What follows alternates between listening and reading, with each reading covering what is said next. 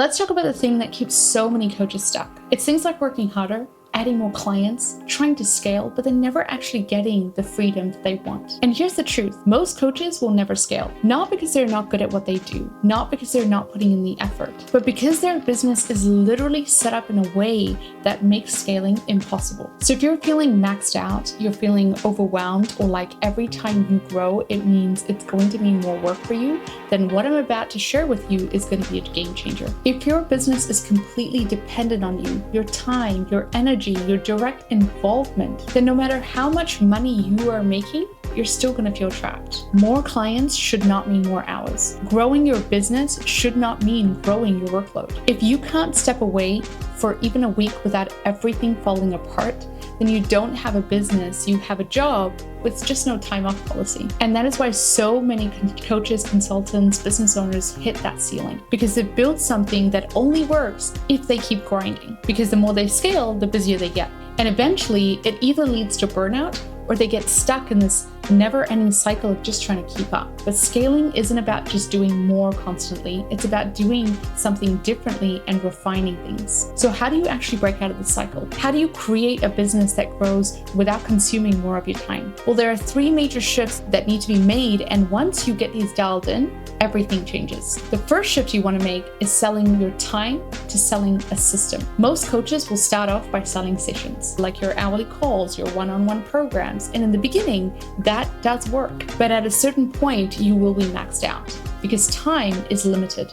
And if your income is directly related to your time, then growth is capped by the hours in your day. So what's the shift that you can make? Well, stop selling your time and start selling a system. That system could be a group coaching model, a hybrid program, a structured transformation, something that is going to allow you to help more clients without having to add more hours to your calendar. Because the second you can detach your revenue from the hours of work that you have in your calendar, that is when you can unlock scalability. The second thing you want to think about is stop running your business from your memory. Tell me if this sounds familiar. You know what needs to be done, but it's all in your head. Every new client, you're manually onboarding them. Every admin task, you're handling it yourself. Every process, you just remember mentally how it goes.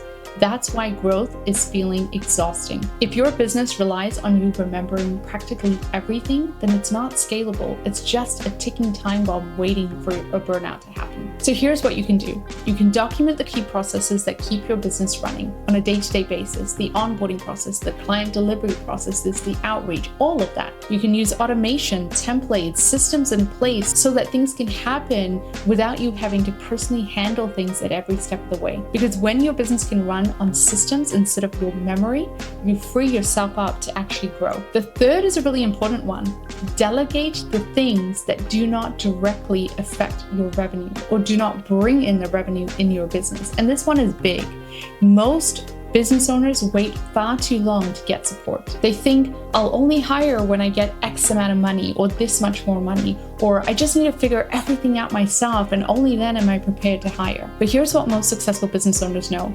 Waiting to delegate is what keeps you stuck. Because if you're still doing all of the little admin work, the scheduling, all of the back-end work, then you're literally paying yourself an hourly wage to do the things that someone else could handle for a fraction of the cost. So your first hire, whether it be a VA or an assistant or a specialist, should be someone who's able to remove the tasks off your plate that don't directly bring in revenue so that you can start focusing on innovation, strategy, and growth that's going to help you get that revenue. Because the sooner you can stop doing all of the little menial tasks yourself, the faster you can actually scale. If you're feeling stuck, overwhelmed, or feeling that scaling just means more work, then here's what you need to remember. The first thing is stop selling time. Start looking at selling a system. Second is stop running your business from memory. Set up simple systems that can help you. And the third, stop waiting to delegate. Free yourself now, not later. Because real freedom in business does not come from working harder. It comes from building smarter. So tell me, what's the one thing in your business right now that's eating up most of your time? Drop it in the comments and let's talk about how to offload it. If you found this valuable, hit that like button, subscribe for more, and I'll see you in the next one.